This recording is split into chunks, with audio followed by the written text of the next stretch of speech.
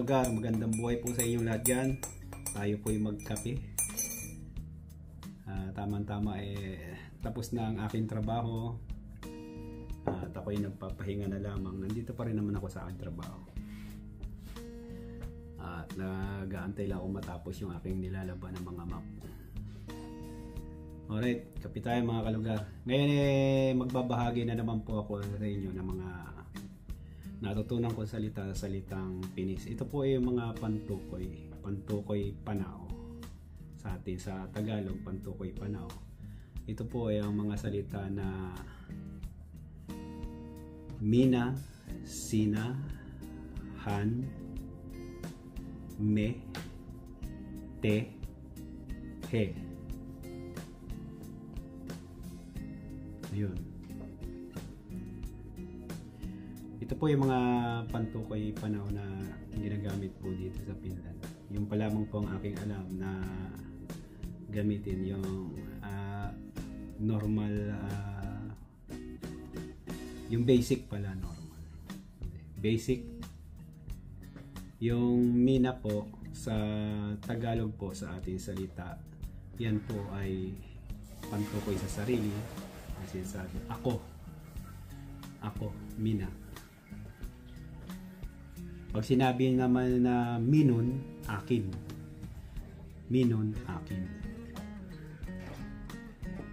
Tapos ito po namang sina, ang salitang sina po sa Tagalog po sa atin, ito po ay ikaw.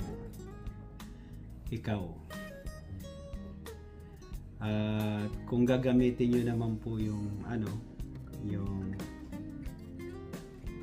sayo, yung sa Tagalog natin na sayo,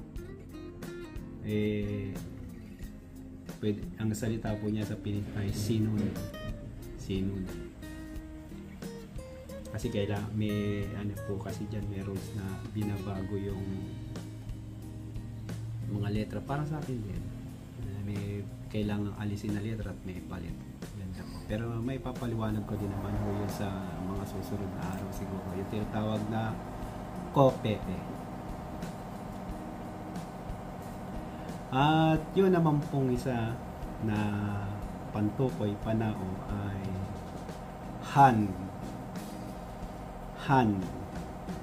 Ito pong han ay pantukoy sa pantukoy panao na wala pong binabanggit na gender. Hindi po kasi sila gumagamit dito ng pagaya sa English na he or she. Ito po sa kanila han. Isa lang, han.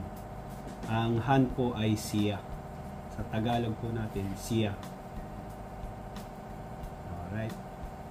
At yung isa naman po na pantukoy ay yung salitang me. Me.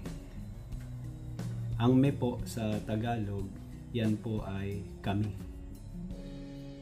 Kami. Alright, higop muna tayong kape. Kinakabahan ako. Alright.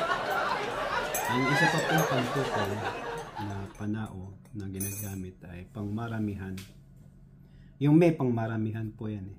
Kami, me. At yung isa naman po ay yung te. Te. Ito po sa Tagalog ay kayo. Kayo. Pangmaramihan din po yan. At yun naman pong isa pa na salita sa Pinis na pantukoy panao ay yung he.